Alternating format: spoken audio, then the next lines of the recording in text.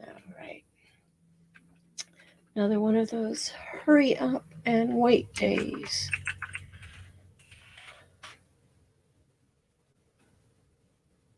Ever have one of those moments you had it all in your mind, then you lost your mind? Or that, well,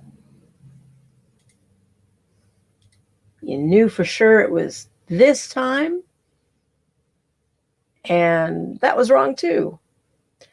Anyway, I'm hoping that everybody is having a fantabulous day. Happy um, Good Friday. We've got Pink Motivation over on her channel having game night. And I'm not planning on being on here very long. That doesn't mean that stuff doesn't happen, because the last time I said that, I was on for 3 hours. And I thought tonight was supposed to be 7:30. And then I look and it's set for 7, and it was like, ah! And I am totally unprepared. I have no water and no tea. And anyway, let's see. So, tonight's topic, Mother Earth and Father Sky. I had delusions of grandeur. There are so many beautiful creation stories that parallel and contradict things that we've taught or been taught, throughout our lives. If you like to study mythology, there are some really cool things going on in the Greek and the Roman. There's Navajo, there's the Vikings, there's the Sumerians, there's the African different tribes, and there's just so many cultures with so many different points of view. And if you, Mimi, I love you. If you think about the globe, we're all in different places, so we would have a different point of view because we aren't over there and they're not over here. So let me try and find myself, because I'm having difficulty with that this evening. Uh, did it work? Yay! Myself. I heard me. All right, so now I can share this out because I'm trying to be so good.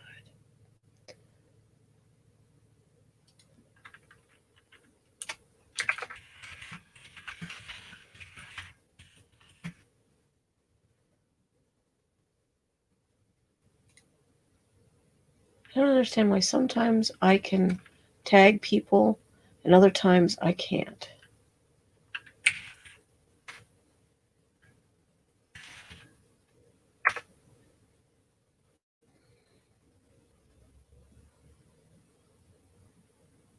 I'm having just one of those moments that I can't think of anybody. So, one down and one to go. I am going to set it up for tonight to be a open chat. So if anybody wants to come up and give me your point of view,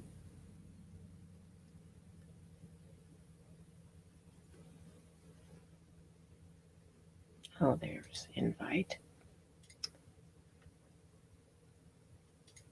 Okay, got that, got that, got that, and then pin it. Oh yeah.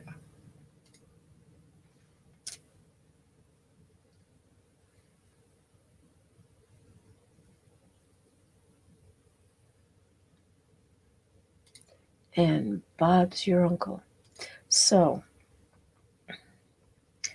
the whole premise for this line of thought on Mother Earth, Father Sky was to introduce the various points of view, the creation stories, some that are so very beautiful. There's an African one that I really like, and I'm not going to cover all of them tonight. Obviously, I wanted to devote um, each night or each video to either one or two, both as a comparison type of thing or even just as reading the story. So think of Mother Earth, Father Sky as storytelling. It'll be a lot more in depth than just reading somebody else's story. But what I would like to do eventually is have it blossom, we'll say, into a open dialogue to discuss all the different points of view that are available to all of us. Different thoughts, different what? Oh, look, I'm being stared at. You ever had that peripheral thing go on? Cut you right off in the middle of a thought. That thought is now gone. And I'd have to replay this, and then maybe when I post it again, I will edit and go, oh, that's that thought. That was like, put the little bubble dots above the head. Thank you, Walter, for derailing me. Anyway, tonight I just like to invite anybody to come up and share their desire. What do they want to experience with Mother Earth and Father Sky? And as soon, I think I just saved it, didn't I? Oh, I did. Greg, hey there. How are you, sweetheart? Sorry, I'm back and forth on the screen because I was trying to get the link up on YouTube. So bless you and welcome. How are you doing? You're more than welcome to pop up if you'd like to join me. I am going to open the floor to talking about creation stories. And the channel, Mother Earth, Father Sky, is not just about the creation stories. It's so much more than that. But you got to start somewhere. Baby steps. So we will see where this love story evolves to. But you're welcome to come up and chat. And if you have anything to share with your channel, or I did not realize the weekend time had slipped away.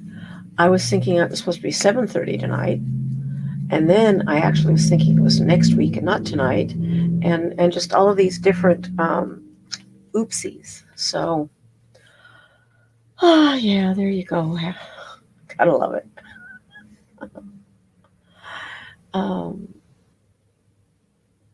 But yeah, I kind of boo-booed. I should have set this for next Friday. And so maybe next Friday will be the real episode 1. And tonight's just the chit-chat. Do you have anything new going on with you?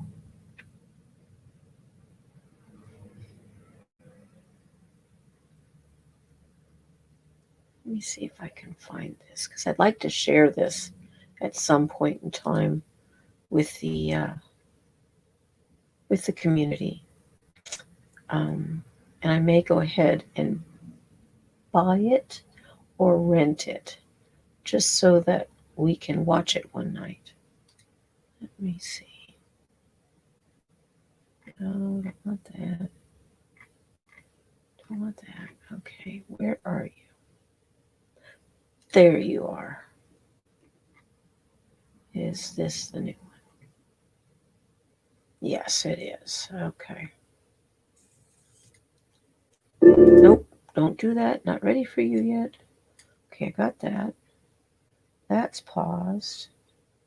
When a couple more people come, I'm going to throw this out there, do a share screen, and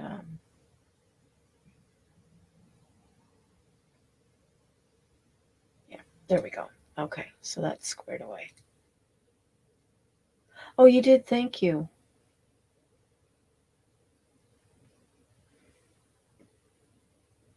Chasing bones? Okay, explain that. I know throwing the bones.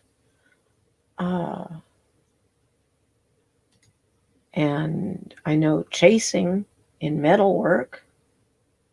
So illuminate me, my dear.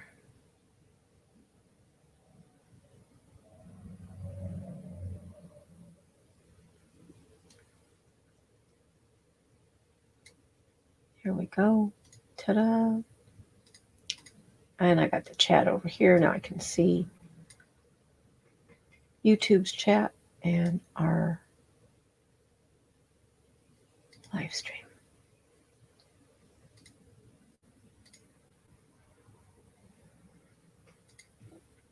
Is it a metaphysical or is it an art class? Because we have the bone structure when we're painting, and then the colors for, too much light over here versus not enough light over there.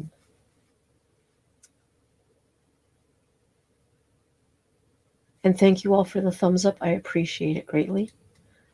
We're competing with several other people, so that's why I was figuring this was not going to be a... Oh, okay. Well, I will go and check that out. What is the context?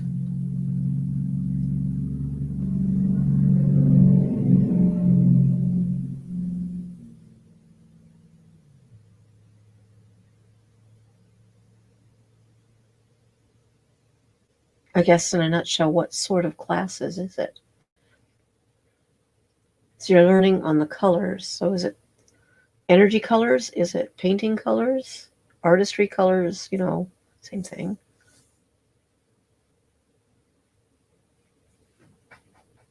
I will have to take a look on that.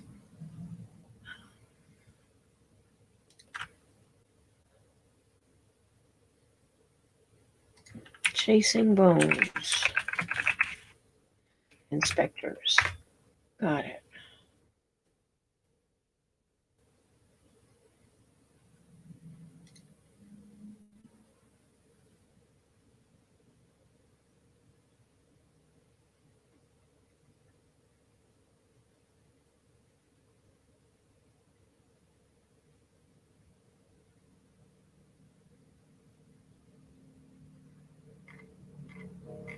That'll be cool. I like that.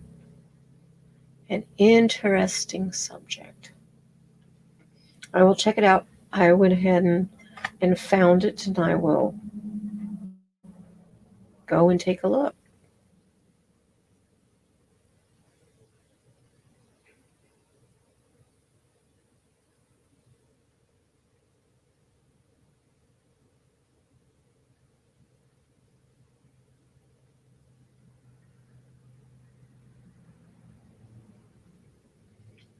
Let me look here. So, since it's just us two. Oh, well, now that's cool. I would like to find out what you learn. One thing maybe to take note of is that we all have our own experiences and our own points of view of those experiences. And what I was taught 50 years ago versus what some people teach now may be the same and they may not be. But it doesn't make one right or wrong over the other. It's just another way of looking at it, possibly, or different information. I mean, that doesn't mean that maybe somebody didn't learn something incorrectly, but just when you gather info and stuff, just put them all in your toolbox. I've studied so many different forms of healing, and it doesn't mean that one process is better than another. I utilize them all. I just kind of make my own way with them, and it works great. But I am going to share screen with you. Let's see. Guess it would be. Let's see. Trying to figure this out because I haven't done much playing with YouTube like I should. Okay, I'm going to go share screen, and I'm going to go Brave tab, and I'm going to go Facebook.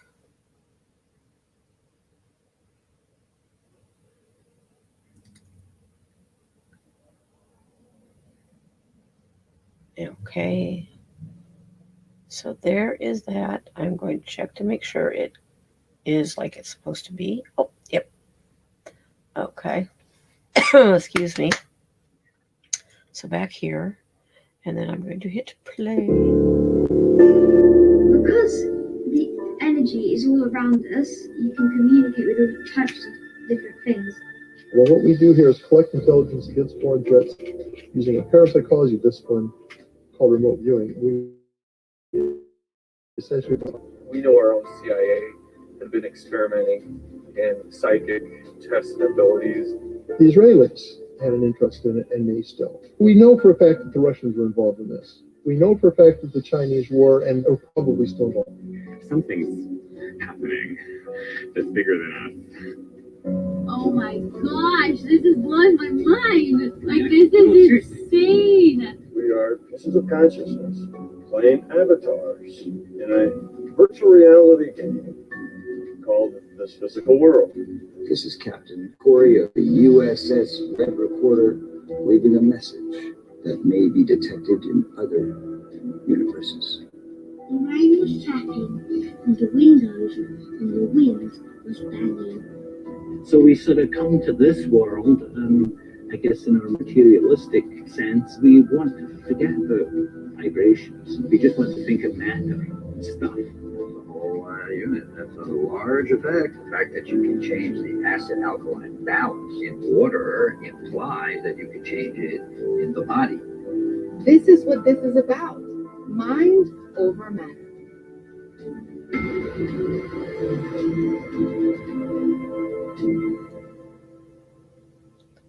That's not the video I wanted to show, but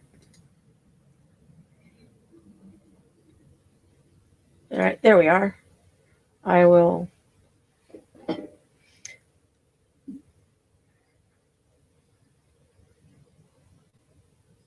Oh, I never mind. I figured out. It's like there's another me down there. That's the share screen. I got it. So what'd you think of that, Greg? There is a group in, well, let's see. We'll go back. In Indonesia, I believe. I'm going to have to verify because it's been a while since I was looking into this. And I have to admit that I became very disheartened because they were wanting for just a 1 week immersive class without food, without housing, just to come there was like $6,000 during the pandemic. And it's like people are barely able to keep their lights on. and you're trying to gouge for something that really should not be, I guess I'm going to say, exclusive. And they are being very exclusive. They are in Utah. They're the only school in the United States. I bet you there might be somebody else that I've just not tracked down. But this martial art was taught to the imperial guards of the Indonesian royalty or the Indonesian palace. And again, I have to verify if it's Indonesia. I believe it is, but it's along those lines. And what got me really intrigued was watching actual blind people, not just partially blind, but born without eyes, and being able to navigate a track, an obstacle course with their perception of the energy, and being able to say that this, learning, excuse me, I should have got water, learning the colors. So this is blue, this is red, where they didn't have a concept of color ever before. But to be able to find their cane without having to try to retrace steps and fumble and then, oh, there it is, but to actually go, there it is, and pick it up. There is conversely, another group in the UK who's doing this, but not part of this exclusive martial arts facility. And they're taking small children that are, 5, 6, 7, 10 years of age, and teaching them to read without, well, you saw a little snippet of the little boy reading without seeing. And I've seen those blindfolds that they wear. They're like a neoprene. They're very, very thick. They form fit. There's no light and no way for it to even remotely cheat. Even if you were to put a needle hole through it, you couldn't cheat. And I was watching at the school, the martial arts, that they were putting those large square bandages over their eyes and then putting the blindfold on, so you knew darn well, because there was no ripping those band-aids off. And it was fascinating. I loved watching a young man in 16 seconds. Somebody was throwing beanbags into his hand, and every time he'd throw a bag in, he'd tell the color, red, yellow, blue, green, and just rapid fire. So it wasn't, something that was memorized. So I'm seriously thinking of either renting or buying the video and then streaming it. It would be a fun thing to even just take it in parts, bite-sized chunks, to see what people thought.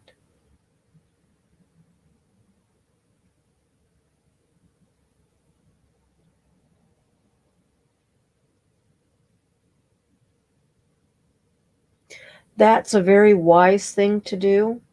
I'm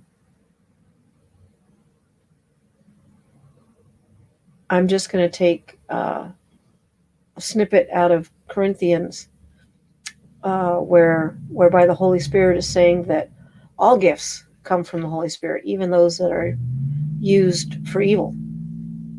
So, for people to blanket statement that being a psychic is evil is wrong, and it's still a gift given to them by a higher power. It speaks of mediums, it speaks of healers, it speaks of prophesiers, and that all of those are gifts.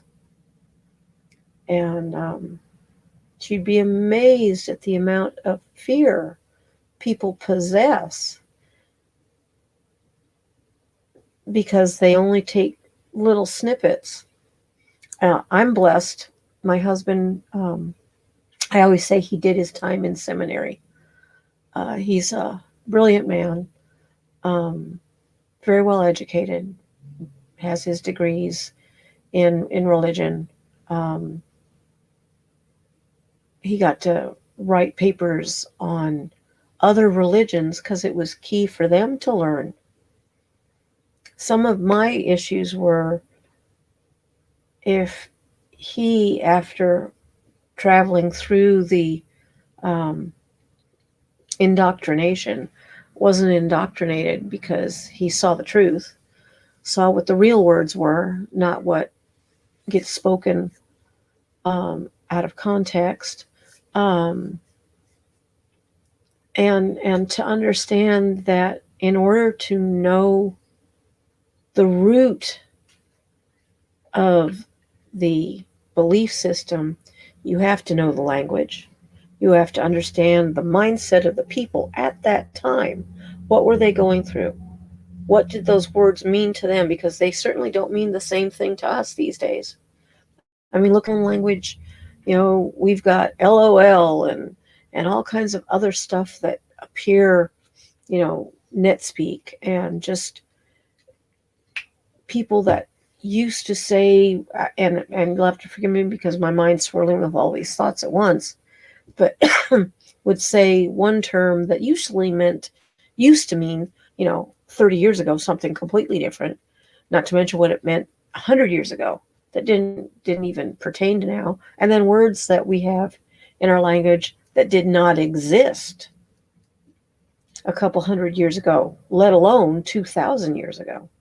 So it's key. You are very wise in learning about everything. Be open-minded and look at it all. I've always taught you cannot know the enemy until you know what they think. And so you study their stuff. And a lot of times in the process, you find out it's not really an enemy. It's a different point of view of kind of the same story. What was it?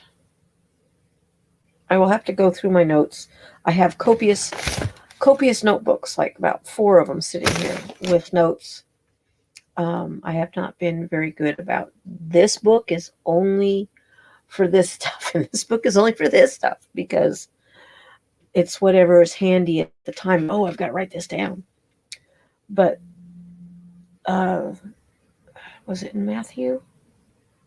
Wasn't John?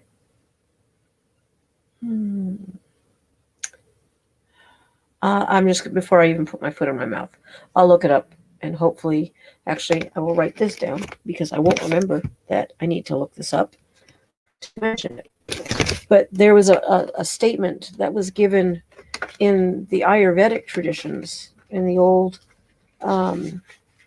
Hindu and whatnot, way back when, several thousand years ago, before the now times with Christianity and even with Judaism.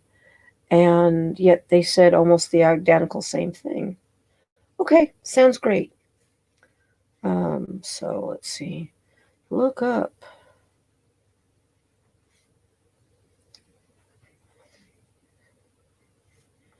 I think it was in the beginning. And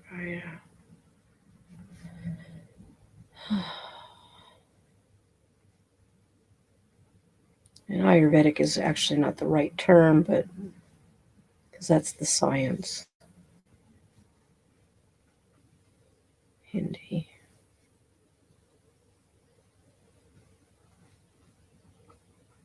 There we go. I have the note. Okay, so while you're doing that, I'm going to go back and see if I can't find another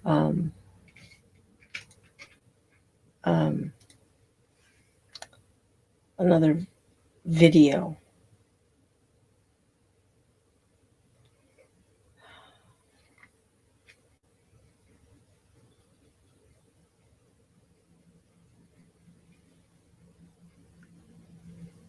Okay, this was the one with the kids.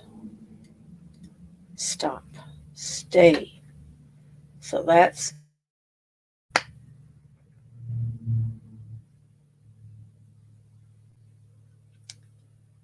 and oh, there we are. Okay. I heard a bloop. There you are.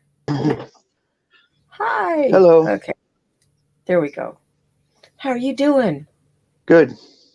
Good. I found the video that I thought I was putting up. Did you watch that one that I just shared? Yeah, that looked like Scientology or something. Nope. Almost. No? No, not Scientology.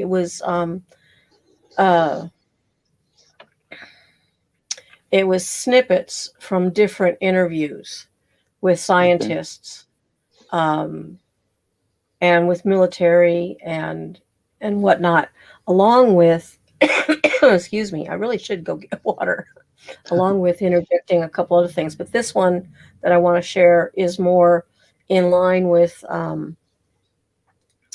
my whole point of things, because it brings up the kids. And it's only like 34 seconds. Okay. There we go. Oh, wait a minute. Share audio would help. I guess I forgot to do that last time.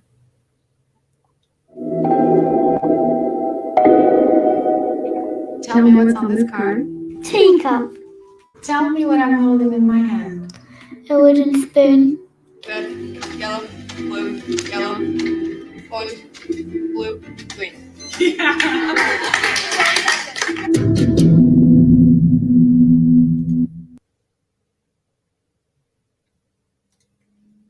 So there you go. There's that one. Wonder what this one is. No idea. But that's Corey's. That's not it. Well, let's see. Can't hurt. I know. Yes, I'll play. I have to give my kids this. I have to, it's all of this stuff. For me, knowing that that's it allows me to do it every day and just I'm in love with it. Okay. Well, there you have it. Bob's your uncle. That was just real short and sweet and didn't really tell us a thing. So here we go. But what I was saying is that school's in Utah, and it's a martial arts school.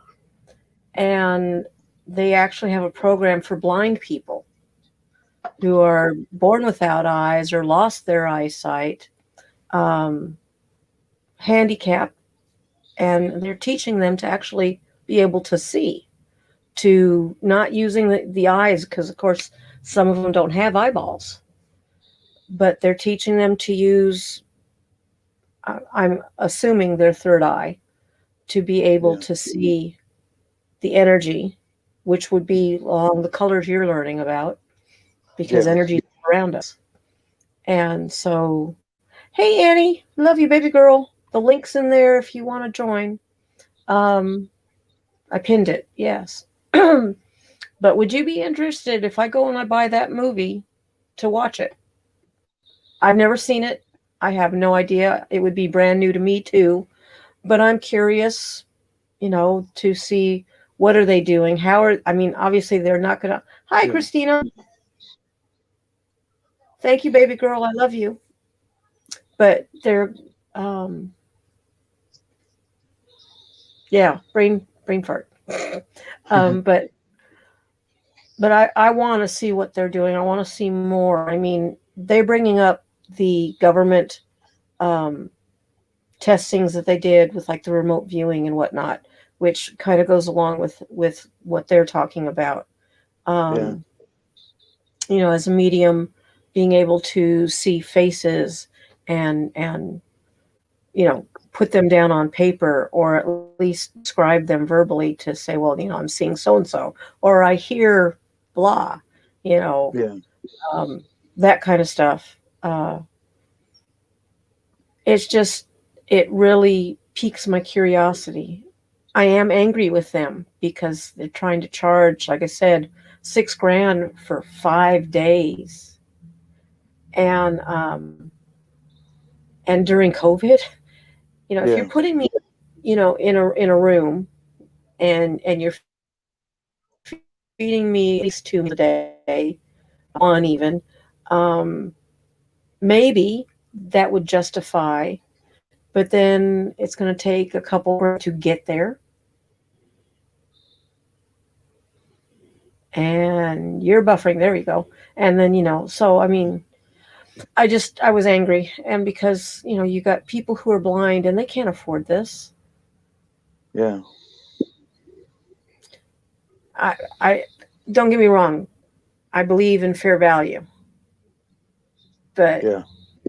six, or it might have even been $8,000. I don't remember exactly, but it was just like to spend all day at a dojo and learn some exercises and learn some meditation and then learn to focus and whatnot. And obviously 6 days is not going to be enough to absolutely know every aspect to be able to go in to Walmart. They did this with a group. They had those big thick blindfolds on and they were able to walk through and the guy would say, find me Ruffles. And the kid stands there and kind of looks left and right and then turns and then just kind of scans the shelf and then grabs a bag of Ruffles.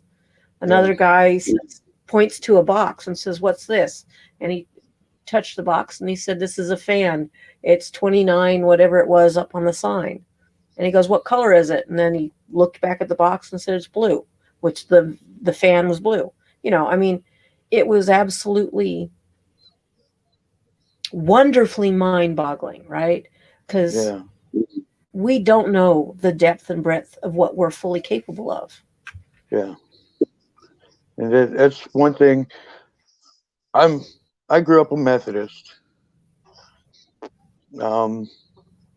I look more towards the Christian side of it than the Catholic side because it's kind of a mix between the two. Mm-hmm. And I even see some flaws that the Christians have right now too.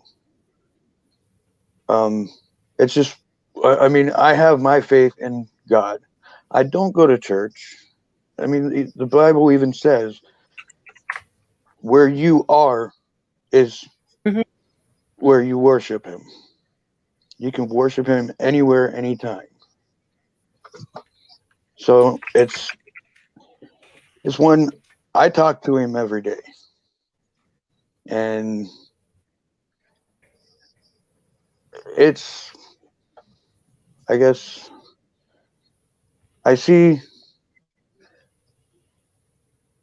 each religion, they all have different things, but some of it is the same and some are very different also. And I just want to learn them all so that I have the wisdom on doing that, Well, I think that's perfect. I mean, technically that's my path. I was raised that way. Now, my mother and my stepfather, raised me Roman Catholic, but at a very early age, I had issues with things and I would ask questions and they would always shuffle me off, go play the piano, or they'd put me in the corner, but never would answer my questions. And I was, 7, 8 years old. But for some reason, I have no idea. And I never did ask my mom while she was alive. Of course, it figures that she's gone now 11 years. And I'm wondering, why didn't I ask her that? But, they started taking me to meditation classes at 7 years old. And I learned the paranormal side, if you want to call it that. I don't really care for the term. Yeah. It's normal because it really exists with everybody. Yeah. We've got children that are remembering past lives and being able to come up and say, this was who I was, and give them a name and even a place, and then find out, whoa, that man did live there. And yes, he did have, I was just watching this like 2 days ago. It was just phenomenal. But I mean, hey, 60s, how are you doing? Meditation is just quieting the mind and being present in the moment. You were talking about the church and stuff, and there's and seeing everybody take snippets out of the Bible to justify an argument, and then you can find a contradiction to that same argument in another one of the books, or even further on in the book itself. That's why I was saying before. Yeah, go ahead. It's been handed down so many times. Things have been changed in it so many times. Also, I believe there's over 300 versions of the Bible present right now.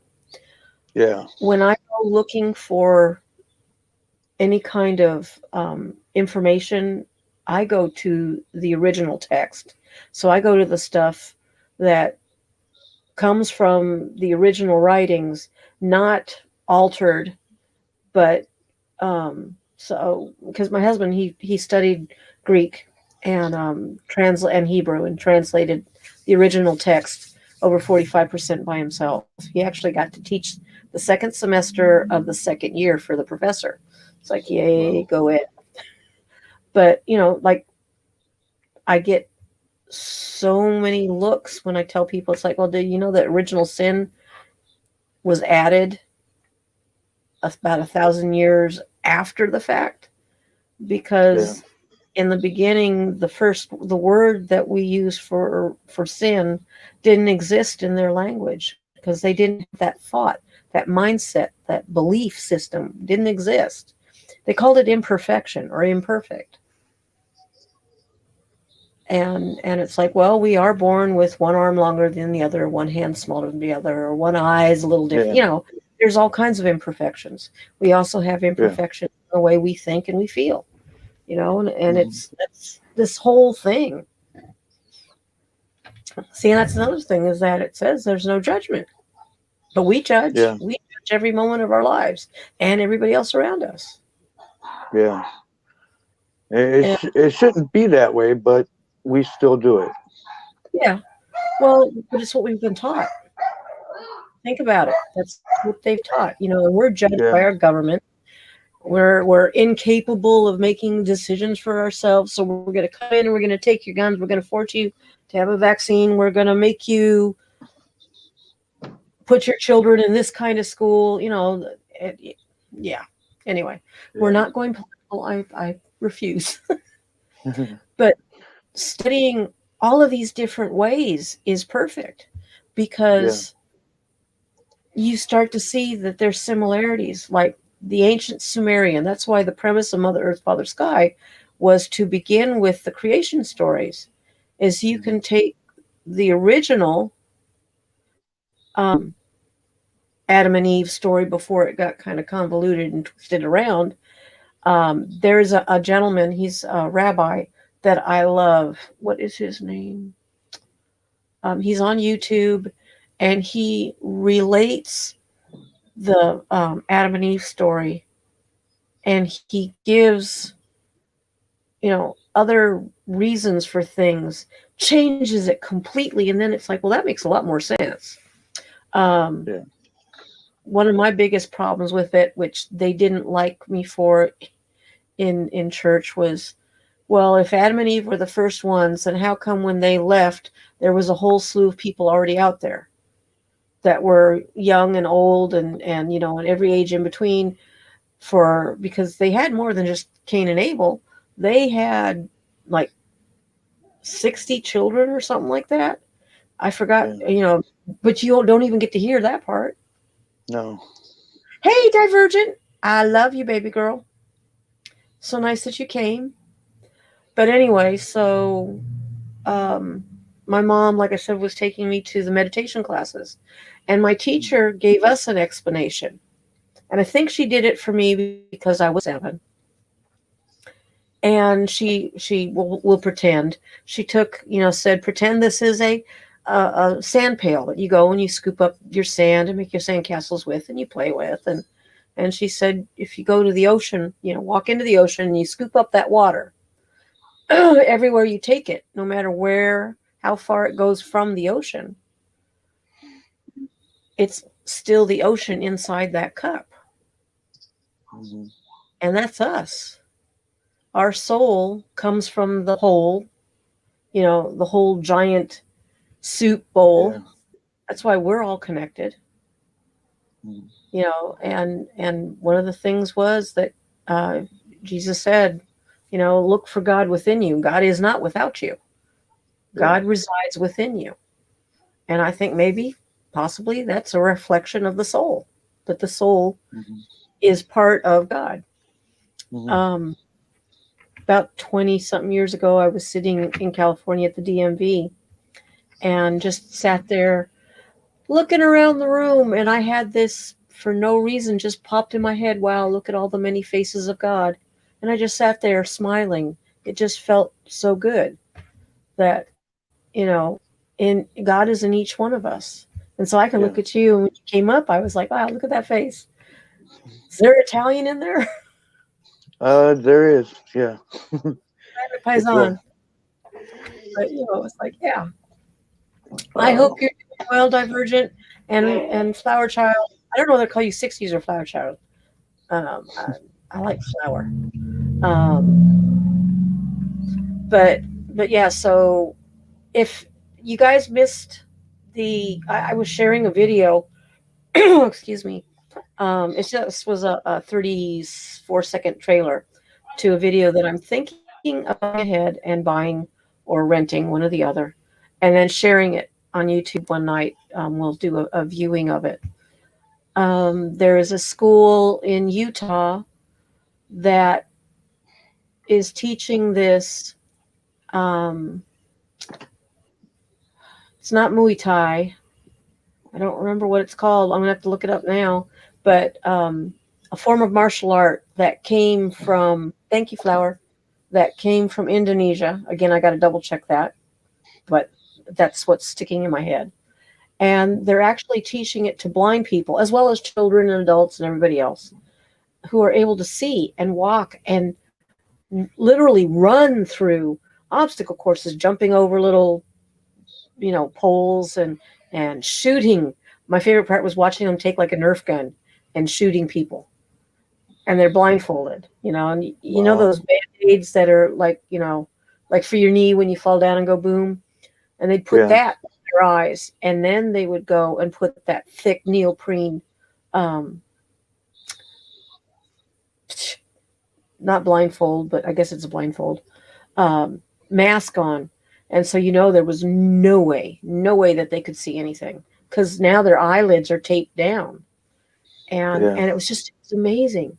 Well, you saw that kid being able to say blue, red, yellow as they were throwing those. And all he was doing was just kind of looking down. And I noticed nobody's like looking straight at it. They're all at a slight angle. Like in the very beginning on that second one, the young girl was like, it's a spoon, a wooden spoon, but she's not looking. She was looking off to the side. And then the little boy, I think that was a little boy that said it was a teacup. And I mean, I would love that. I would love to learn that. But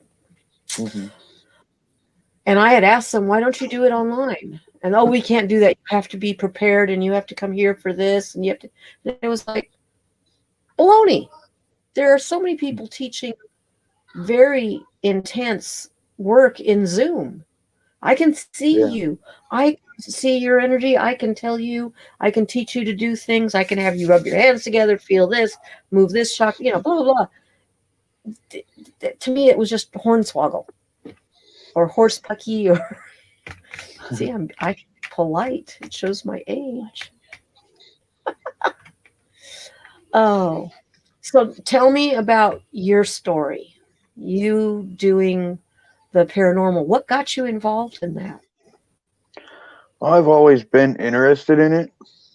I mean, paranormal is more, it's not just investigating ghosts, it's like cryptics and stuff like that. But I'm more into the ghost hunting type stuff, which to me, they're pretty much spirits. Or also demons, which I don't want to mess with, but I might run into them, you know. Well, learning to identify that. Yeah. So, like, I'm crazy. There's a woman on YouTube that teaches demonology. Now, oh, frozen. Oh, there we go. Are you back? Yeah. You know, it's not like how to summon demons and this and that, but educating yourself to know different levels, different signs, different ways. You know, she's brilliant. I mean, there is still exorcism going on in the Vatican. They still have their elite force that does exorcisms. You can't get many Catholics to discuss it. Certainly not any of the clergy. But you know, I have had it on good authority. You know that it's still going on, and you think that they don't learn this stuff because otherwise they're going in blindly. It's like being a spy, and if you don't understand Russian, you can't go to Russia to listen in on stuff, you know, or to catch things. Yeah. And, you know, it's a heavy topic. Uh-oh. You know, and I get the scaring, you know, because people tend to be afraid of things they don't understand. And we just lost like 3 people.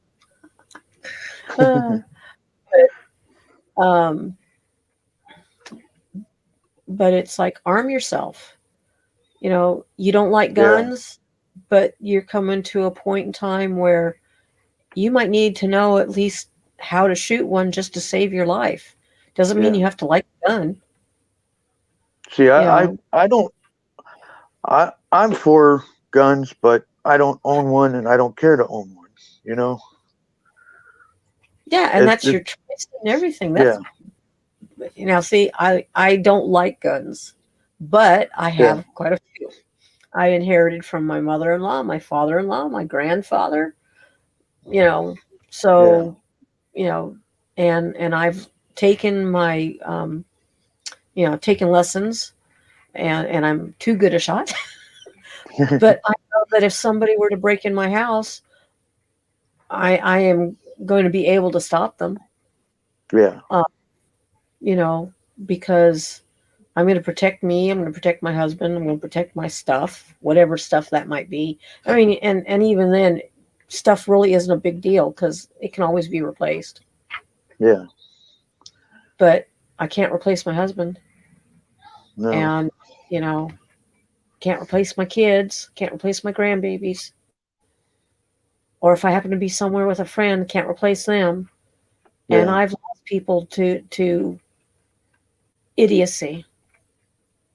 And that's a hard thing to go through. Yeah. It's bad enough when you have to bury your parents from old age, but burying somebody because of somebody being in the wrong place at the wrong time and somebody else's stupidity is equally painful. But I think this is cool what you're doing. I would love for you to come and share more with it, because, you know, I like learning what other people experience. I mean, I could sit here and tell you all kinds of stories of things that I've been doing for 58 years, something like that. Yeah. I'm realizing I'm old. but For me, I've never, like I said, the word paranormal doesn't fit for me. Yeah. I grew up with that stuff around me, so it was normal. I mean, it was just that not everybody could see it. And And so, when I was real little, like when I'd go to bed, you know how kids are afraid of the dark. Well, I'd always see these shadows all the time. And that scared me being a little kid, you know. So I'd always cover my head every night, you know. But after a while, it kind of went away. But there was a time where I grew up next to a golf course. We had buckets of golf balls all the time going down the road, just picking them up out of the ditch that people just left there. And I had one in my hand once, and I dropped it in a laundry basket as I was going by it. I went to reach down, and this hand swiped over top of my hand. I was like, okay. Don't touch. Yeah. So I just left the golf ball. Well, maybe there was something there, like a snake or something that could have bit you, or a spider. Yeah. So they were protecting you. We in this house, we'd hear things, but we had to move out of this house because they were going to foreclose on us. And after we moved, we found out that it was foreclosure fraud. So we ended up keeping the house. So we were going to rent this house out until something happened up at the other house. We lived up there for 12 years. And something happened with the community. We left, but and moved back down here. But up at that other house, though, I've seen a child apparition twice. It was the same one, and it was a full body apparition.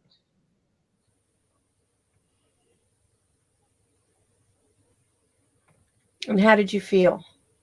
Did you try to talk to her?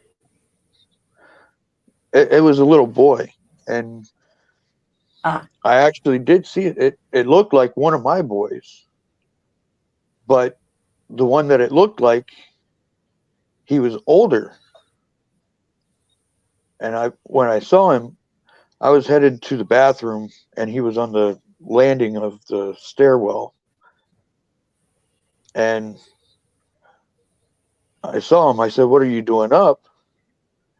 And I realized, wait a minute. And I looked back, and it was gone. And nothing went past me. So I went to go check on him in the bedroom, and he was sound asleep in his room. And there was no way he would have gotten to his room because he would have had to pass me to get to his room. So that made me realize, oh, I just saw an apparition, a spirit. And then the second time I saw it, it was actually during the day. And my same son, he was not allowed to go into the kitchen because he'd always take stuff and hide it to eat it or whatever. And had the kitchen to the right of me and the living room to the left of me. And one of my other sons, he saw it too, because we thought we saw him go into the kitchen. Right after I saw him go in there, I yelled at him, "What are you doing in the kitchen?" And from the living room, he answered, "I'm not in the kitchen."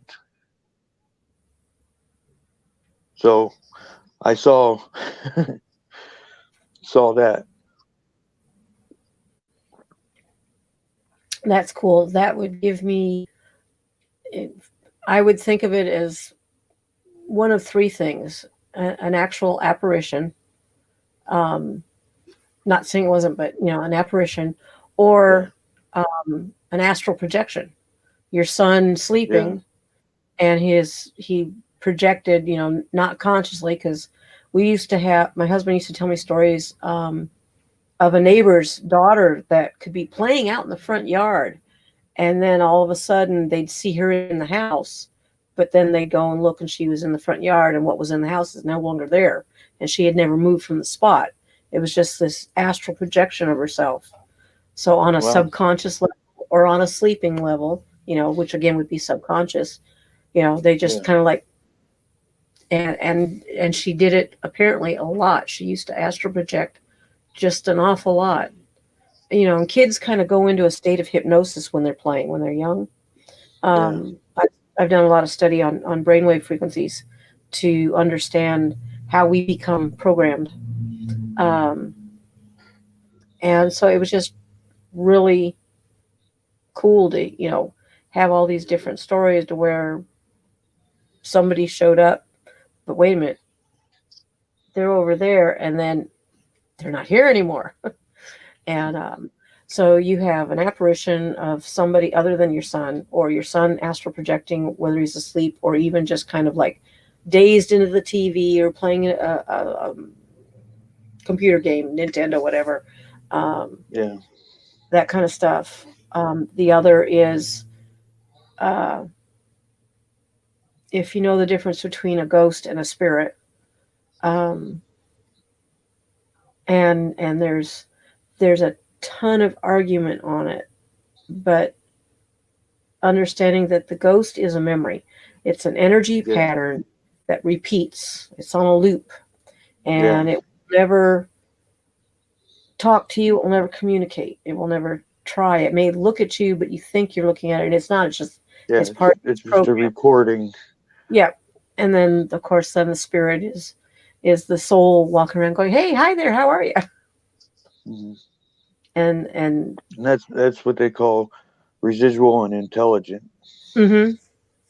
So that's cool. I'm glad that you're learning that from Danny, because that's something I've heard from other paranormal people who didn't quite get the understanding about the recording, the residual energy, because we leave just like our fingerprints when we touch a doorknob, and we're leaving germs, but we're also leaving our fingerprints. We're also leaving our energy there. Yeah. And so somebody who is really adept at psychometry can go and hold on to the door handle and at least tell you stuff about the last couple people, because I'm sure beyond one or two, you're going to become so many, hundreds of people who have touched that doorknob. Yeah. When we were in California 30 years ago, there was a church we'd go to. And once a month they did they called it All Mediums Night. And so they would take kind of like a curio box with all these, or maybe a lithography, linotype. There we go. A linotype box with, all these little small sectioned off pieces. And so you could put your keys or, whatever in any one of the slots. And then anybody could come up and go and pick one up and then just try to see what kind of impressions. It was teaching people to let go and to feel, and then to trust whatever impression kind of hits them. Some people were real cool, spot on. Other people were like, I get nothing. Others were so far out there. It was like, I want what they're on. But it was cool. It was an experience. We had a healing night once a month. Everybody would come up, and if you wanted to be healed, those of us that did healing, we'd go up in the front of the church and work on people. And it was a cool little church. I mean, it wasn't, I think that was Unity, but I'm not sure. I didn't really care what the umbrella was, like Catholic, Christian, Methodist, Presbyterian, that kind of thing. I went there because these people were genuinely open and wanting to learn and wanting to understand, because we have such a predominant fear of death. Yeah. And then anything that goes bump in the night, instead of it being grandma that's coming in because she wants to see the brand new grandbaby that was born after grandma died, we think it's a demon or a devil or somebody coming to harm the baby. And I'm segueing into a story. A gentleman I worked with, he told me this story numerous times, that they had gone to do a clearing on a house for a woman. The woman was calling up and saying that they even put a monitor in the baby's room because they could tell that something was going on. The baby would either be talking to somebody, nobody was there. Stuff would like shift around in the crib, and they thought that somebody was trying to kidnap the baby, is what they thought. Yeah. And then mom decided it was maybe demonic, so she started smudging. Well, using white mountain sage, it removes all energy, good and bad.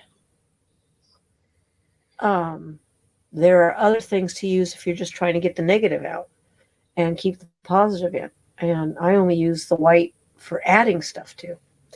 Anyway, he came in with his team and started asking questions, and then found out grandma was getting ticked off because she was only coming to see her grandbaby, and every time mom would have a fit, she'd clean house, grandma'd get booted out and take her a while to come back, and she started getting pissed off at them because she just wanted to be with her grandchild. That was it. Yeah. No harm, no nothing. As soon as she found that out, she stopped smudging. Everything went to normal. No problems. Maybe still sat there and talked to somebody by the crib, at 2 o'clock in the morning. Yeah. Giggling, cooing, just baby stuff. It was funny stories. But anyway. And it's like our first house that we moved into, it was actually her mom's, it's supposed to be her mom's retirement home that she bought. After she retires, she was going to live there. And there was one room in that house. I walked in, I turned around and walked right back out. I could not, it was so, you could tell it was bad energy in there. And then I found out later that something bad did happen in that room. But her dad and her grandpa, which her grandpa used to be a preacher, they both blessed the room and everything, and I didn't feel anything in there after that. Oh, cool. That's good. When It you was went like in, 6 months later they did that.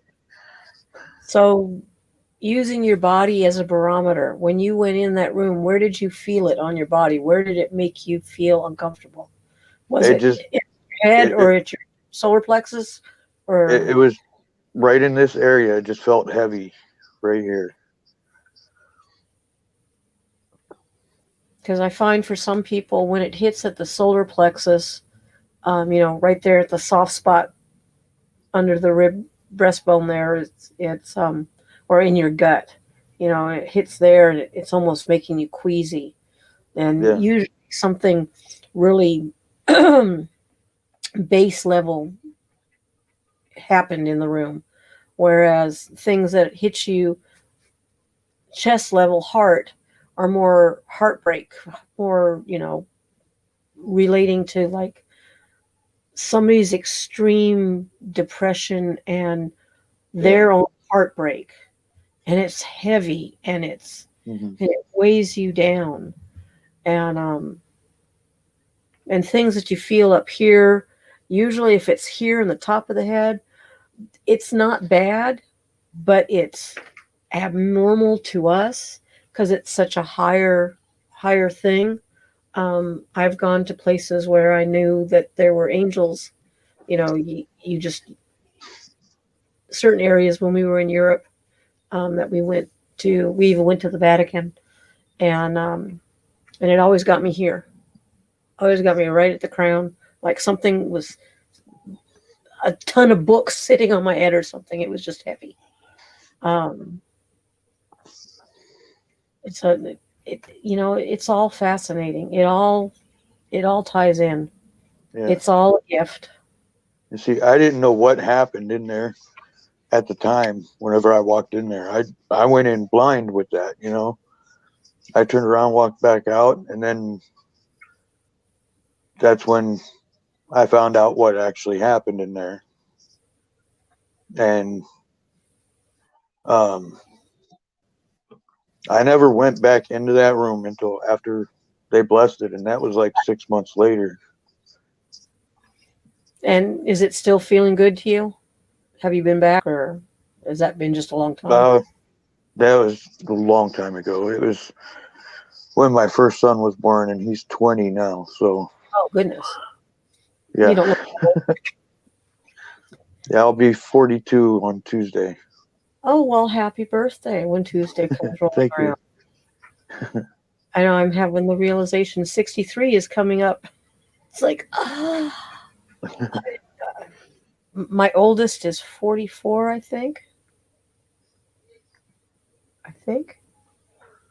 Or is she 45 now?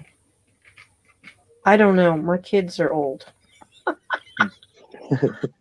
My youngest is 35. Or no, she's 36 this year. I got 5 boys, and my youngest will be 10. He'll be 10 this year. Oh wow. I think all of my grandkids are older than that. I am a great grandma. I have my second oldest daughter's oldest son just had twins. Well, his wife had twins. March 10th. And they had a baby Christmas before last. So like 2 Christmases ago, they had a baby. So I have 3 great grandbabies. And then was just informed that I don't know if she's the youngest grandchild or the second to the youngest. I don't know who's older, her or Lily. She's pregnant. But it's cool because I can be young enough to enjoy these guys. Yeah. If they ever come from California. You know, or well, actually, I think they're in Arizona now, so they're a little closer to Texas. But yeah, I don't know. Is that where you're at? Is Texas? Mm-hmm. I'm in Ohio.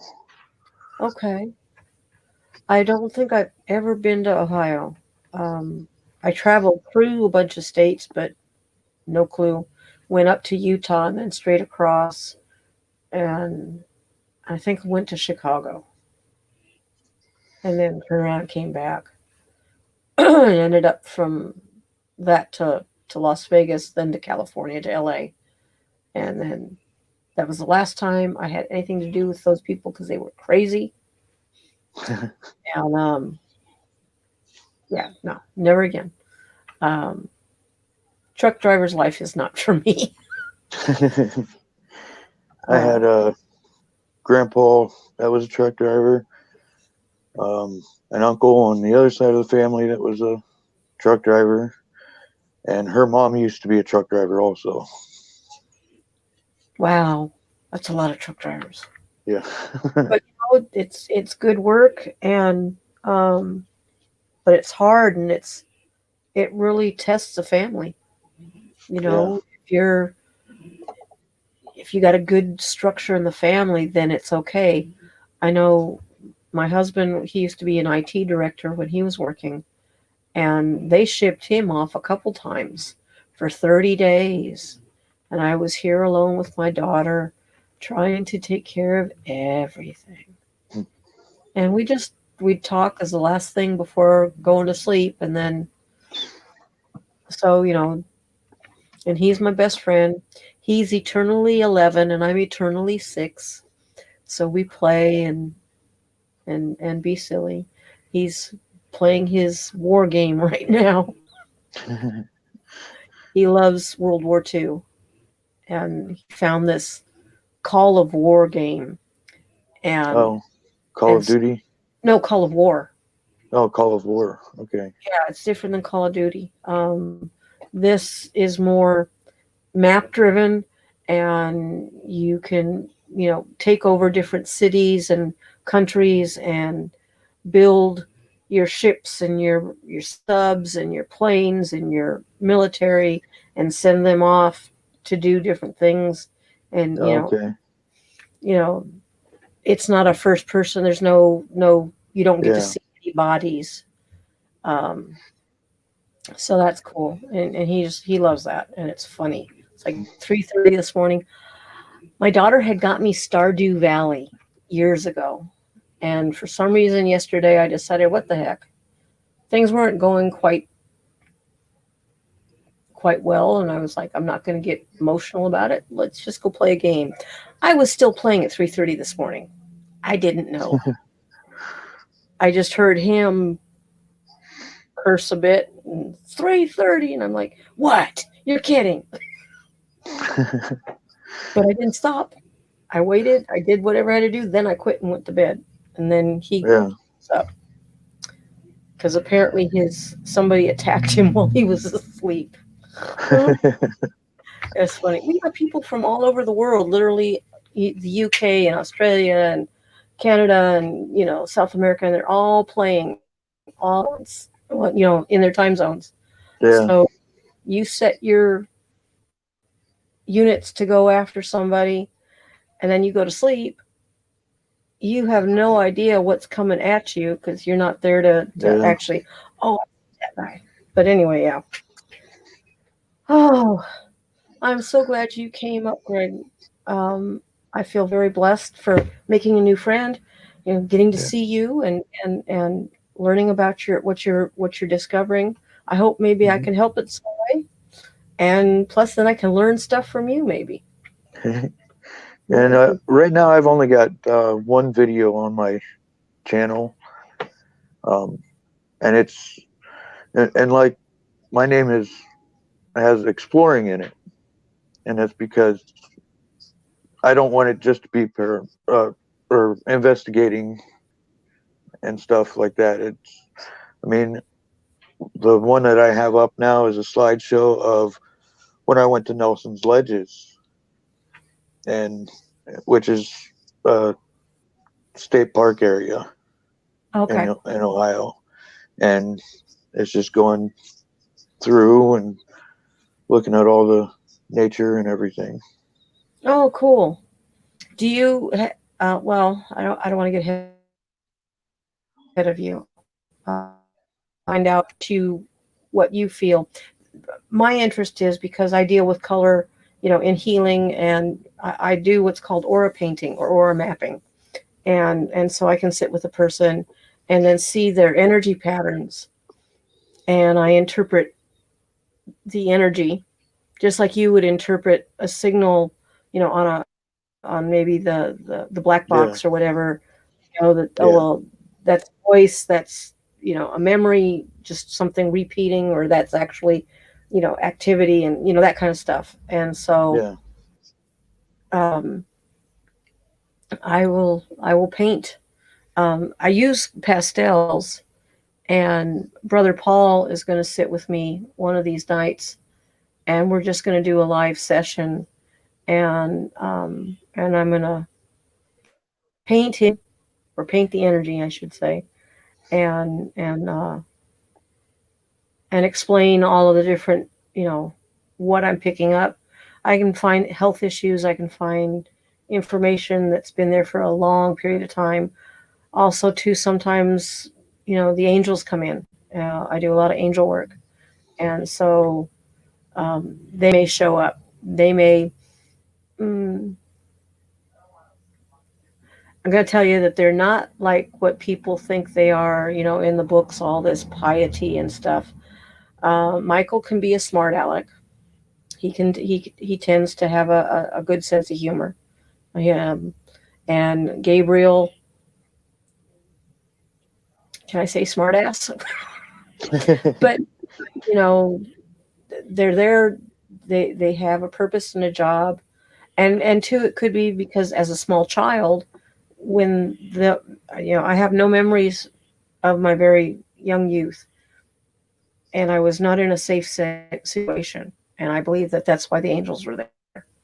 And even though I don't remember visions and communications and stuff when I was 7 and I woke up, I just knew that they were always there with me because they were still with me at 7.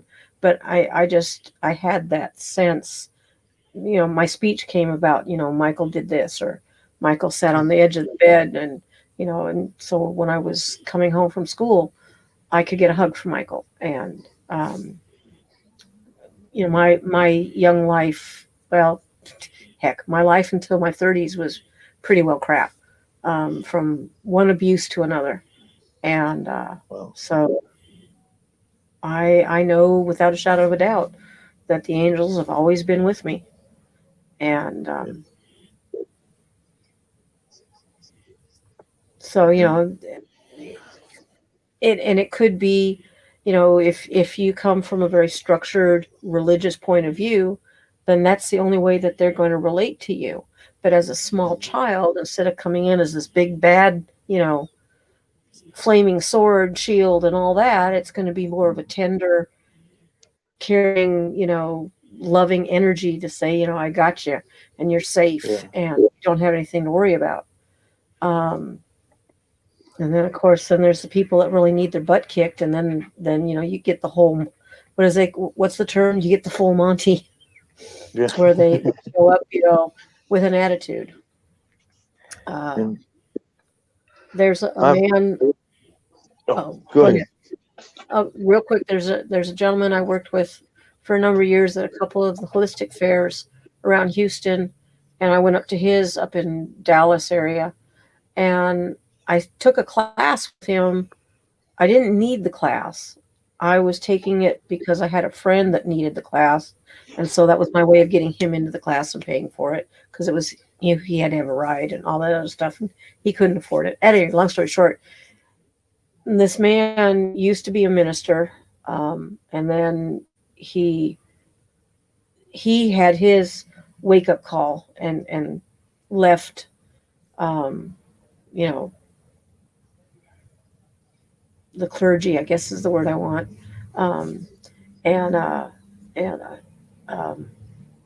he was telling us about Michael from his perspective, and it was that Michael never hangs around. If Michael shows up, he comes in, does what he got to do, and he leaves.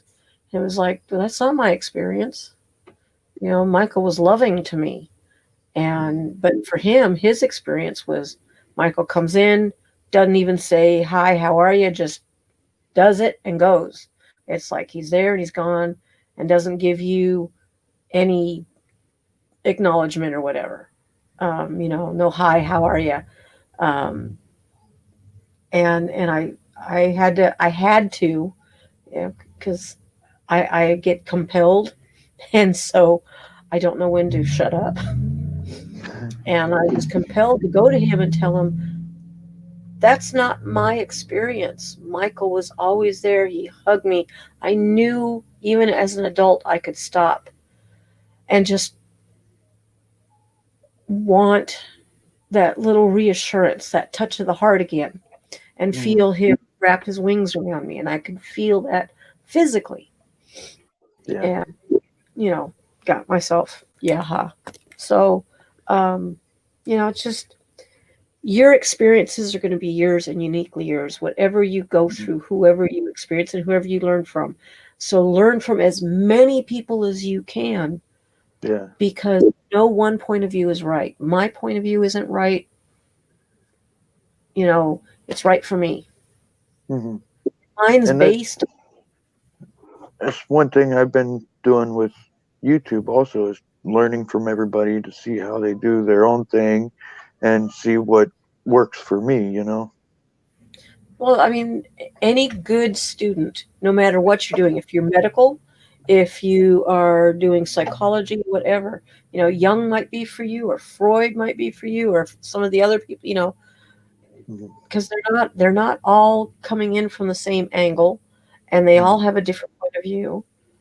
But it's like, for me, what at 62, going on 63, what I have become is based on literally 58 years of interactions and teachings of a multitude of people. And so, you know, I've got traditional Chinese medicine, herbology, and aromatherapy. I have anatomy and physiology. I wanted to be a vet. Then I went into massage therapy, and you have to learn just as much. You know, there's all of these different things that work for me. I took a thing called body detective training, which I really thought the name was kind of hokey, but so body detective. We're not going out and hunting bodies, but we may work on you and discover that down in these layers, you have memories from a past life, or you may have an attachment. You may have cords. And I discovered through my cranial sacral therapy that I could do the same thing that that I was doing with the body work, with the body detective. I could do the same thing and not cause pain, because literally you could be like digging in. Like, if you've ever seen any of those old pictures of the psychic surgeons, and they'd be digging and pushing their fingers in and pull out something bloody. We were doing that, not pulling out anything bloody, but pulling out the energy. But that flipping hurt, because you were literally digging into the tissues. And I learned through cranial sacral, which is literally so delicate a touch, that I could still feel all those things. I knew a woman had an abortion, and she was experiencing extreme grief and stuff. It was a necessity. She had no choice. But she was in such pain, and she thought that maybe the baby was still there. And it was like, no, it's your memories that, you know. But I could do it just by holding her head. I didn't have to go in and poke and try to pull something out of her uterus that wasn't there anymore. You know, I mean, and so that was my negative review on that.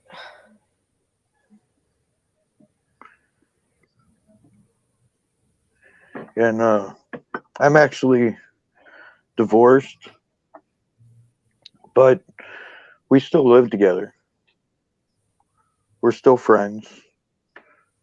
And the two youngest boys biologically aren't mine, but they know me as dad.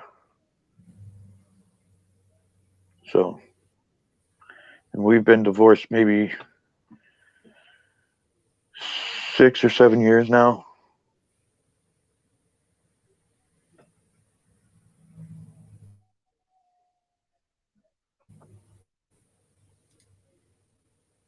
There we go.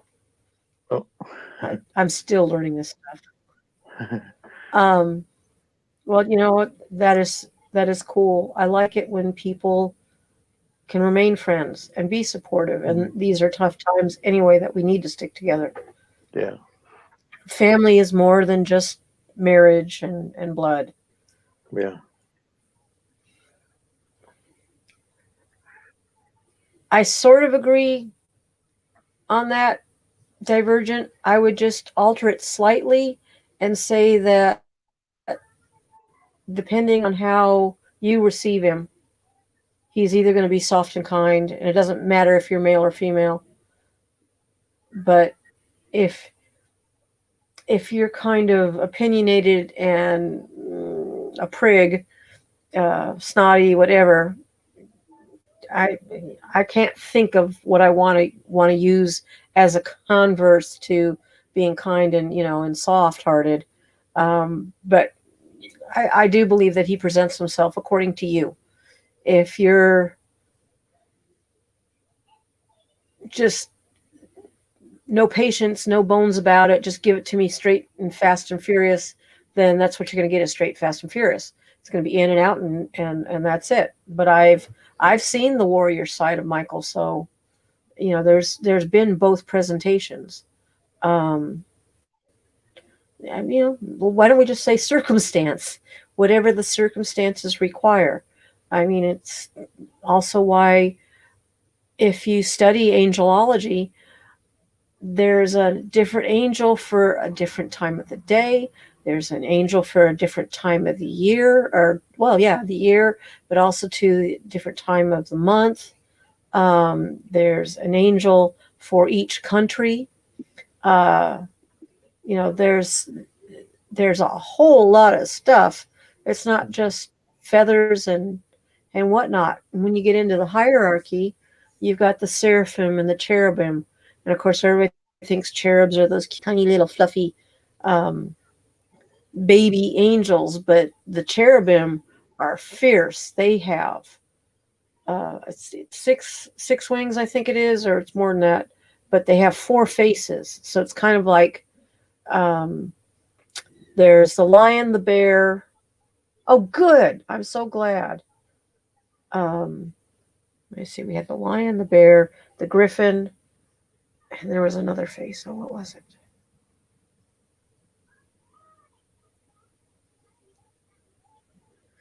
Darn it, I can't remember now. But there's 4 different faces on the cherubim. And then you've got you have the seraphim, the cherubim, you have the thrones, you have the dominions, you have the principalities. There's 9 levels of angels. And each army, each legion, if you want to call it that, has their own specialities, their own areas of expertise and what they work on. And yet you've got so many inconsistencies. See, we could have fun talking about the angels because Michael is a prince. He's a prince of the seraphim. Well, the seraphim are up on the way top of the hierarchy, but the archangels are down at the bottom. So how can Archangel Michael be the prince of the seraphim? And it makes you go, It's an interesting study on that. And there are so many of them. My favorites. Well, I do work with Michael, Raphael, Uriel, and Gabriel, Hanael, and Raziel. And then I call in the Shekinah. And so that's kind of like the ones that I work with familiarly. Yeah, you know the word. Familiarity. But I mean, there's Jophiel and Sandafal and Melchizedek. Well, he comes around too, and Metatron, and I mean, there are just thousands of names, and there's books that you can find that list all the names. They're old texts that have been translated and rewritten that you can find in print that will list all the names. You can find the same thing with the converse, their counterparts, we'll call it. And that woman's name that I was telling you about that kind of has a channel devoted to it is Michelle with 2 L's. And I believe the last name begins with a B, but I bet you if you put in the demonology and Michelle, you should be able to find her. She has some pretty interesting stuff, and I'll be some of the stuff I look at it going, that's just BS. But I don't know everything about it. It just, for me, that's my knee-jerk reaction. It doesn't mean I'm wrong, and it doesn't mean I'm right. It's just kind of like, but it's the same thing as somebody listening to us talk. Oh, that's BS, and then they're off and running. And it's okay. It just means that it's It's not meant to. I I was telling Divergent and a few others about Master Co. He does pranic healing, and I really like him, and he's definitely a no holds barred.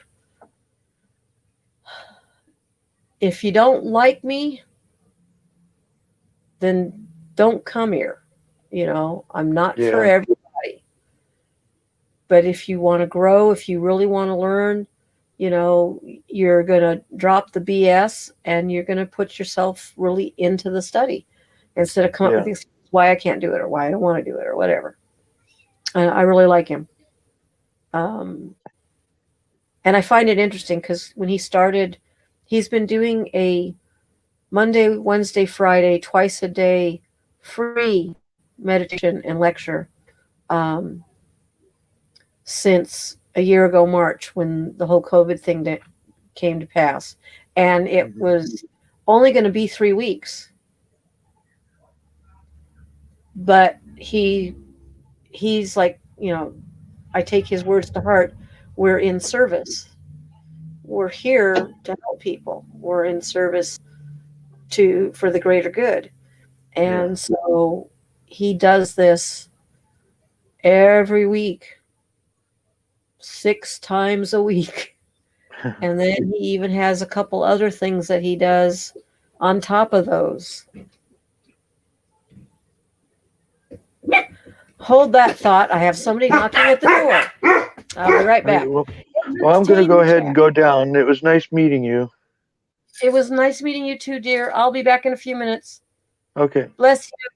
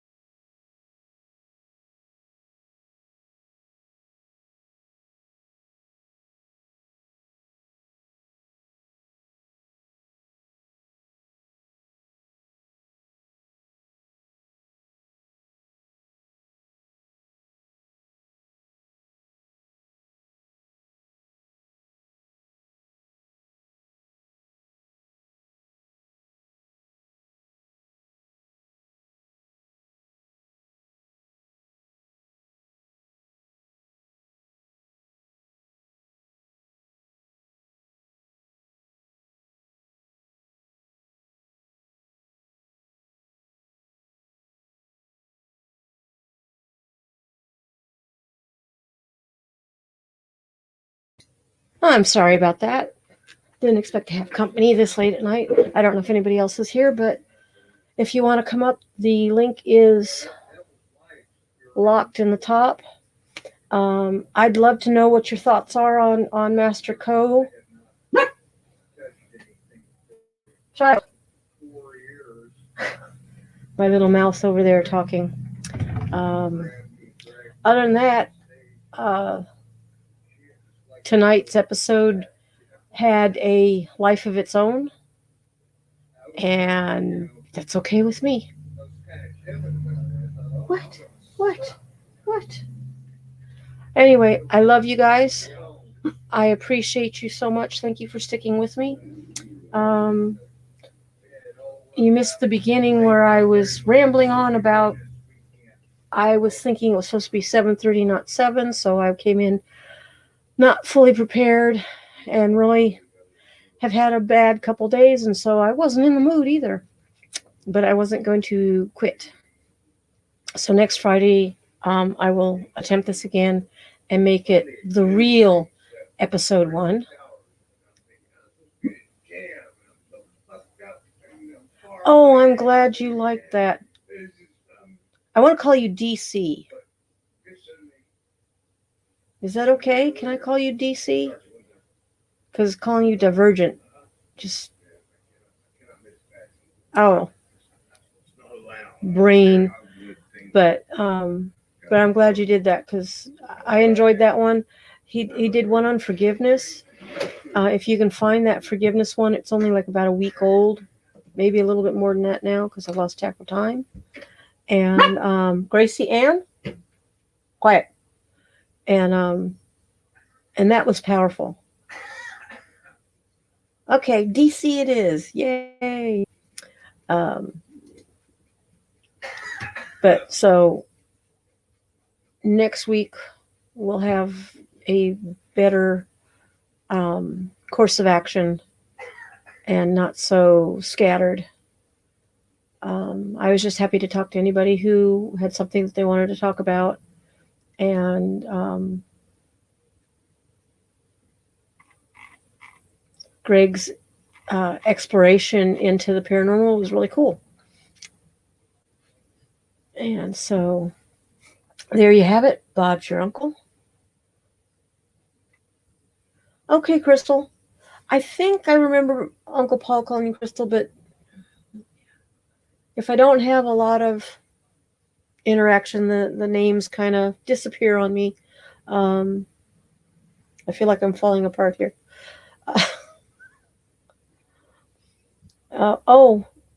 Since you're here, and I don't know who else is left in the chat, I was asking if anybody was interested in this video that I'm thinking of either renting or buying to do for the stream. I think it's called Not Becoming Superhuman, because I have a book, Becoming Supernatural. And I've already closed it, so I don't remember what it was called, but it's a group of people. Actually, the woman that did this, apparently she's gone all around the world and taken bits and pieces of information from all over the world. And there is a school there that I was intrigued by in Utah that teaches a specific type of martial art, but they're teaching the people how to see without having any vision. And so they're teaching it to blind people, but also people with sight, to learn how to be able to see without, with a blindfold on, reading things. There's another group in the UK that have children that are, 4, 5, 6, 7, 8 years old that are reading books with these blindfolds on, and or looking at cards and stuff. What do you call it? Flashcards. But if people are interested in my doing that, leave a comment down below the video for whether or not you'd be interested in watching it, and just rent or buy. I mean, it really doesn't matter. I think renting is $5 and the buying was 20. It isn't really that big of a deal, but I kind of like the idea of buying it so that I have it for other such times that maybe I want to share it or something. I don't know. Maybe on Facebook. But it's definitely interesting, and I want to know more about it. Well, if you have a minute, what I'll do is I will go find that video really quickly, 34 seconds. There's a couple of them that they had, you know, their trailers.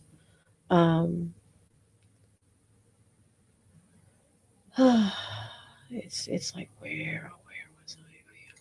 Here we go. Yeah. The movie is called Superhuman, The Invisible Made Visible. And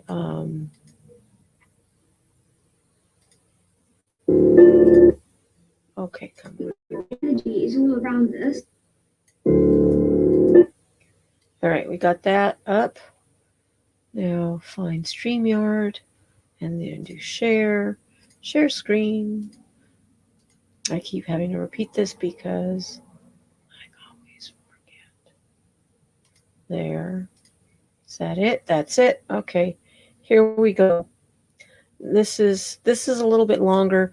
This video doesn't have, Because the energy is all around us, you can communicate with different types of different things. Well, what we do here is collect intelligence against foreign threats using a parapsychology discipline called remote viewing. We essentially want to invite you to become a psychic spy. We know our own CIA has been experimenting in psychic testing abilities. The Israelis had an interest in it, and they still. We know for a fact that the Russians are involved in this. We know for a fact that the This Chinese is that war school. is probably still on. Something's happening that's bigger than us. Oh my gosh, this blows my mind. the guy that's driving his blindfolded. We are consciousness playing avatar in a virtual reality game called the physical world. This is Captain. This is Captain. USS Red Recorder leaving a message that may be detected in other universes. The rain was trapping the windows, and the wind was banging. So we sort of come to this world. I guess in a materialistic sense, we want to forget vibrations. We just want to think of matter and stuff. The whole unit, that's a large effect. The fact that you can change the acid alkaline balance in water implies that you can change it in the body. This is what this is about. Mind over matter.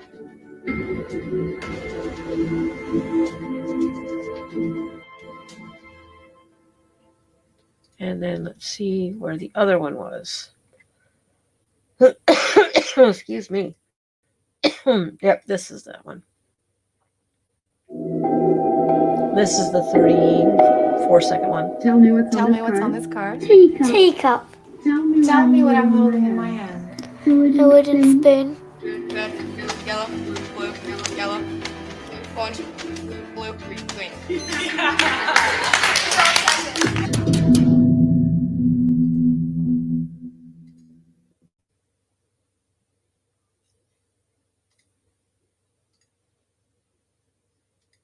What'd you think?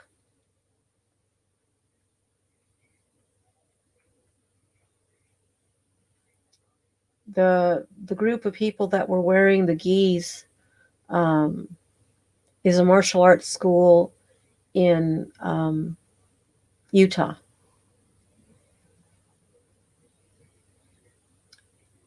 And my interactions with them, because I've asked questions and stuff, and I was looking to see if they were offering online training. And they said, no, you had to come to the school because they had to make sure you were okay to handle the energy, and really just didn't sit well with me because it was like baloney. So don't let my negative opinion of what they're doing,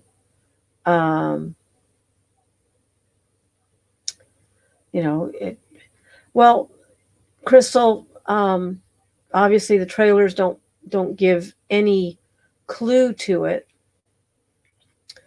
but just from my education everything is energy.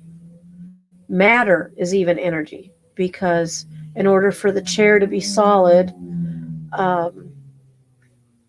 it has to have a magnetic repulsion to my body so that I don't go through it.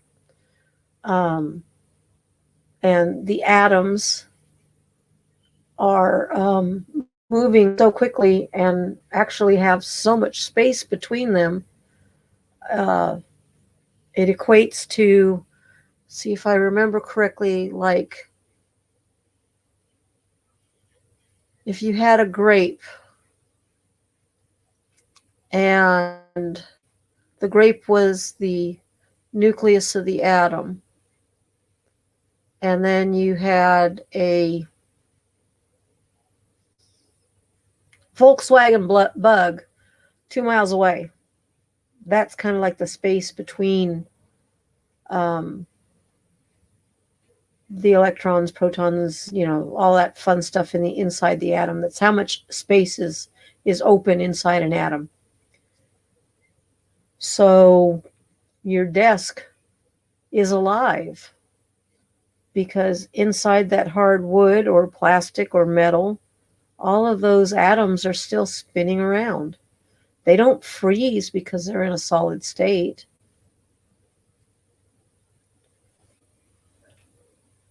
But, that's your question is exactly why I wanted to take the class.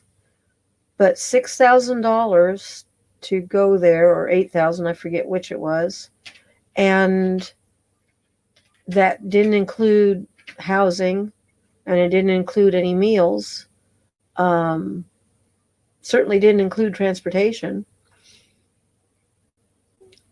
I found it to be kind of an insult, because there's blind people that maybe they can get an insurance, or something to help to deflect some of the costs. But I guess I'm kind of like Tesla. Energy should be free. Pay for the service, because there has to be value placed on it. If I do something for you and you don't pay for it, you don't truly value what you've gotten.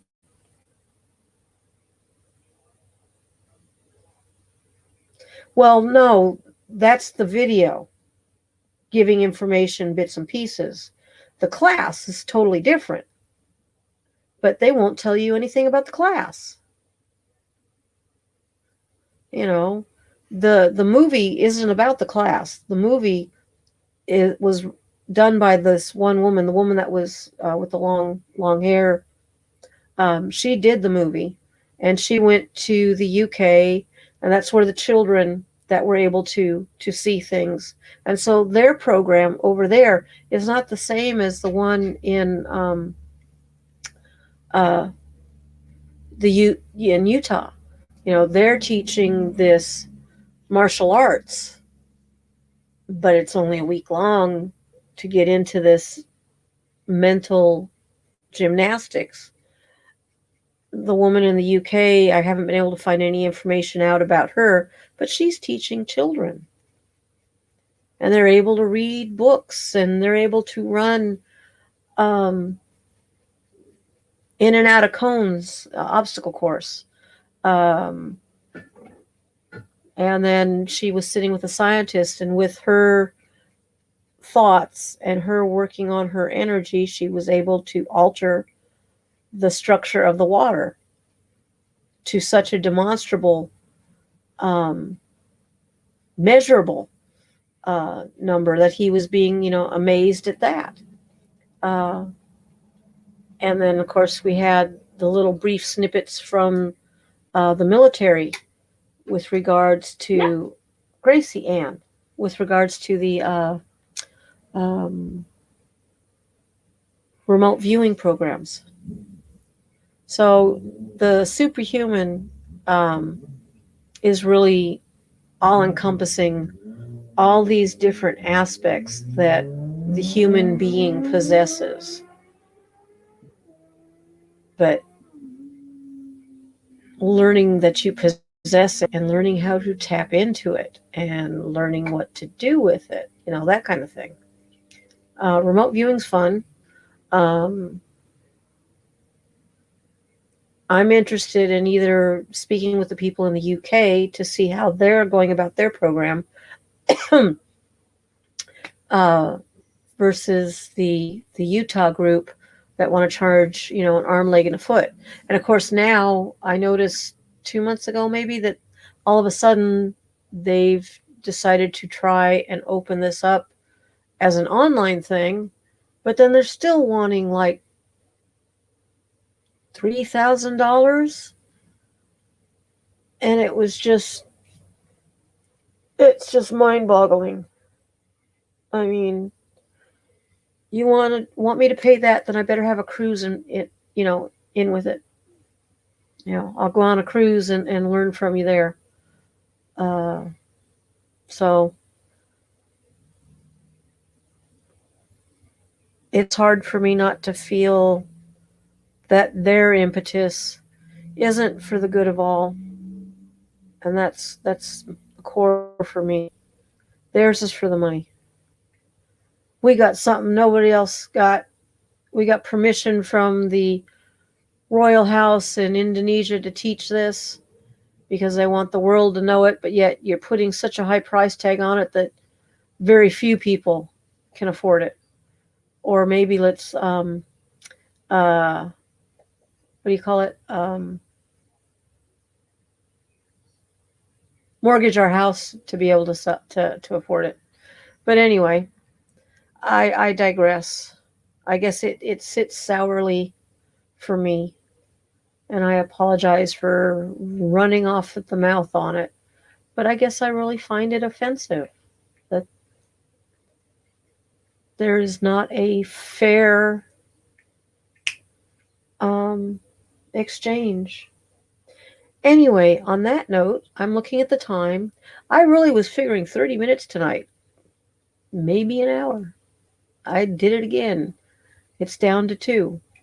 So I just want to say thank you. Mitako Iwashin, all my relations. Aho. Be blessed tonight. Be blessed this weekend. And if you have little ones, I hope they have fun playing with the Easter Bunny. I get to go out with my kids and have sushi. And so that's my Sunday treat. But I genuinely appreciate you. You've allowed me to ramble on, to share controversial thoughts and feelings.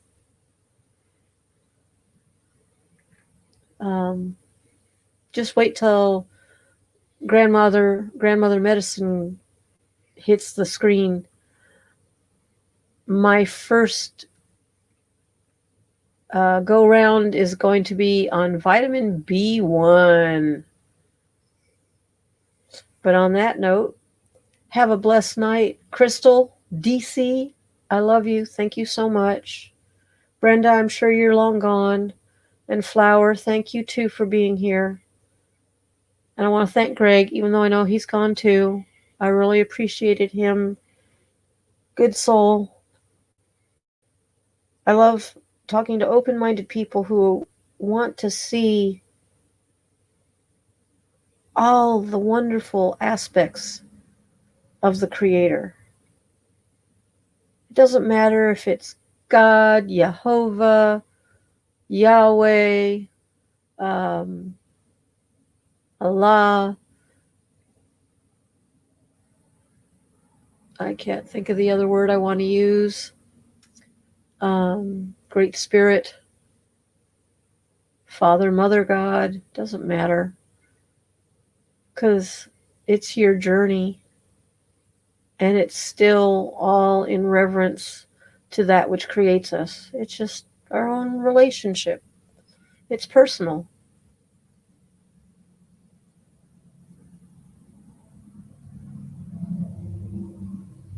I love you. Thank you.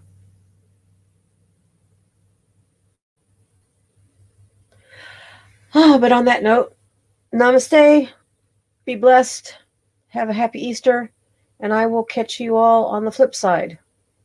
Ready, aim, fire.